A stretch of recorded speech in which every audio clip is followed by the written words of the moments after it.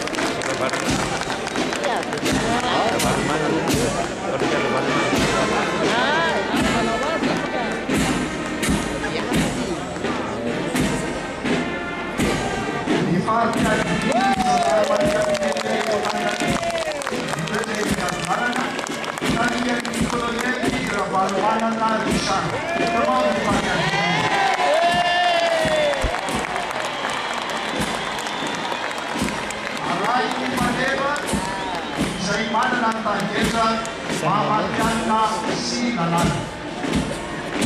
La circonscription de la gendarmerie nationale de Bandari, commandée par le colonel Rabanwana Richard.